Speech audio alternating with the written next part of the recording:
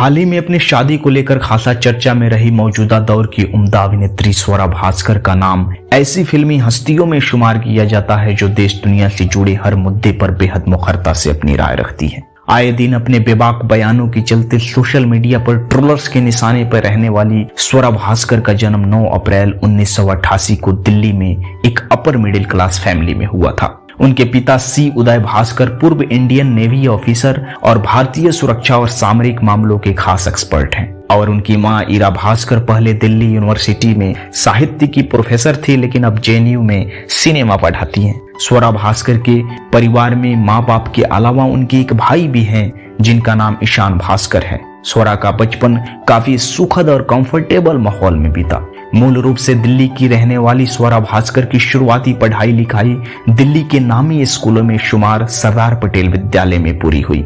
School के दिनों में उनकी सहपाठियों में मशहूर अभिनेत्री मनीषा लंबा भी शामिल रही हैं। स्कूली पढ़ाई मुकम्मल होने के बाद स्वरा ने Miranda house college Delhi university से इंग्लिश लिटरेचर में ग्रेजुएशन किया और फिर जवाहरलाल नेहरू विश्वविद्यालय से समाज शास्त्र में मास्टर्स की डिग्री हासिल की। लेकिन पढ़ाई के साथ साथ स्वरा ने अपनी अभिरुचि को भी हमेशा जिंदा रखा। उन्होंने डांस में अपनी खास रुचि होने के कारण पद्मश्री पुरस्कार से सम्मानित फेमस नृत्यांगना कुमारी लीला सैमसन से बाकायदा भारतनाट्यम की तालीम हासिल की और अभिनय में रुचि होने के कारण जेएनयू में इप्टा के स्टूडेंट यूनिट के साथ जुड़कर थिएटर भी करना शुरू कर दिया था। उन्हीं दिनों उनके एक दोस्त रविंदर रंधावा ने स्वरा को भारतीय रंगमंच डायरेक्टर और अभिनय टीचर एनके शर्मा से मिलने की सलाह दी और इस तरह स्वरा भास्कर ने एनके शर्मा के थिएटर ग्रुप एक्ट 1 के साथ जुड़कर तकरीबन 6 महीने तक थिएटर किया और साल 2008 में एमए के एग्जाम देने के तुरंत बाद महज 20 साल की उम्र में अपने एक दोस्त के साथ हिंदी सिनेमा की दुनिया में अपनी किस्मत आजमाने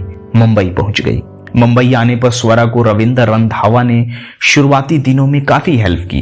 रविंदर रंधावा फिल्म डायरेक्टर और राइटर हैं जिन्होंने राष्ट्रीय पुरस्कार से सम्मानित हामिद जैसी फिल्म लिखी है। रंधावा से स्वरा की फ्रेंडशिप कॉलेज टाइम से ही थी।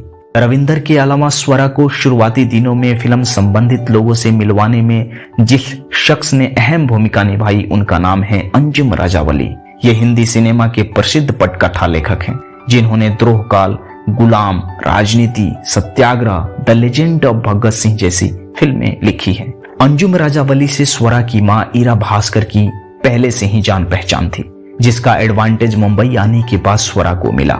एक इंटरव्यू के दौरान स्वरा भास्कर ने खुद बताया है कि मुंबई आने के बाद पहले 2 साल मैंने टारगेट रखा कि मुझे 10,000 लोगों से मिलना है और मैं रोज सुबह निकल जाती थी लोगों से मिलने। मुझे याद है सबसे पहले इस इंडस्ट्री में 2 लोगों से मिली थी, पहला सुधीर मिश्रा और दूसरा नसरुद्दीन शाह। मुंबई आने के बाद स्वरा ने यहाँ कई ऑडिशन में पार्टिसिपेट किया और आखिरकार साल 2009 में उन्हें माधोलाल कीप वॉकिंग नाम की एक फिल्म में किरदार निभाने का मौका मिला, लेकिन यह फिल्म बॉक्स ऑफिस पर बुरी तरह नाकाम रही। इसके बाद स्वरा भास्कर मशहूर फिल्म डायरेक्टर संजय लीला भंसाली की फिल्म गुजारिश में ऋतिक रोशन और ऐश्वर्या राय के साथ सपोर्टिंग रोल में नजर आई, लेकिन यह फिल्म भी बॉक्स ऑफिस पर कुछ खास कमाल नहीं दिखा पाई।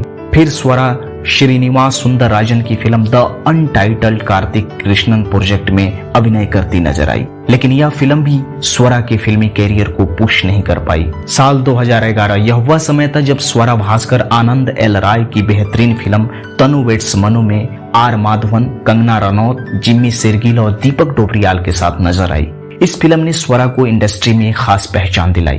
तनु वेड्स मनु में स्वरा ने अभिनेत्री कंगना रनौत की बेस्ट फ्रेंड फाइल का किरदार निभाया था, जिसे फिल्म क्रिटिक्स और ऑडियंस का भरपूर प्यार मिला। साथ ही स्वरा को फिल्म फेयर में इस फिल्म के लिए नॉमिनेशन भी मिला था। इसके बाद स्वरा कई फिल्मों में बेहतरीन कैरेक्टर्स निभाती हुई सिनेमाई पर्दे पर नजर आई। वो चाहे रंझड़ा फिल्म में निभाया गया विंध्या का किरदार हो या प्रेम रतन धन पायो फिल्म में राजकुमारी चंद्रिका का, फिर चाहे फिल्म नील बट्टा सन्नाटा में घरों में काम करने वाली बाई चंदा सहाय का कैरेक्टर हो या फिर अनारकली ऑफ आरा फिल्म में नाचने वाली अनारकली का। इन सभी फिल्मों में स्वरा ने अपने बेहतरीन अभिनय कला से लोगों के दिलों में अपनी एक खास जगह बनाई। इन सब फिल्मों के अलावा स्वरा भास्कर ने और भी कई महत्वपूर्ण फिल्मों में काम किया है, जिनमें चिल्लर पार्टी, लिसन अमाया, औरंगजेब, सबकी बजेगी बैंड, मछली जल की रानी है, तनु वेट्स मनु रिटर्न्स, वीरे दी वेडिंग, शीर कोरमा और साल 2022 में रिलीज हुई फिल्म जहां चार यार जैसी फिल्में शामिल है। फिल्मों से इतर स्वरा इट्स नॉट दैट सिंपल नाम की वेब सीरीज में भी नजर आई थी। इसके साथ स्वरा ने टीवी शो होस्ट के तौर पे भी बेहतरीन काम किया है। मशहूर फिल्म मेकर श्याम बनेगल की टीवी सीरीज संविधान में स्वरा ने बतौर होस्ट काम किया था, जिसे लोगों ने काफी पसंद किया। इस तरह स्वरा भास्कर की सिनेमाई सफर लगातार जारी है। हाल ही के दिनों में अपनी शादी को लेकर खासा सुर्खियों में रही स्वरा भास्कर की अगर निजी जिंदगी की बात करें तो वह छात्र जीवन से ही सामाजिक मुद्दों को लेकर काफी सक्रिय रही हैं और आए दिन देश में उठने वाले तमाम मुद्दों के ऊपर अपने बयानों के चलते हमेशा चर्चा के केंद्र में रहती हैं। यही वजह है कि साल 2019 और 20 में जब पूरे देश में नागरिक संशोधन कानून यानी